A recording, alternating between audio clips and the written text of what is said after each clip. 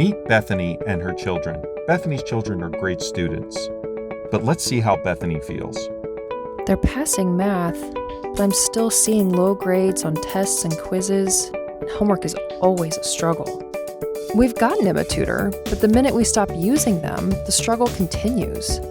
I can't show them the way I learned. They say that's not how the teacher wants them to do it. I'm not that good at math. Is that where they get it from? This is so hard on their self-esteem, and it's affecting their other subjects. I'm afraid they already think they're disappointing me.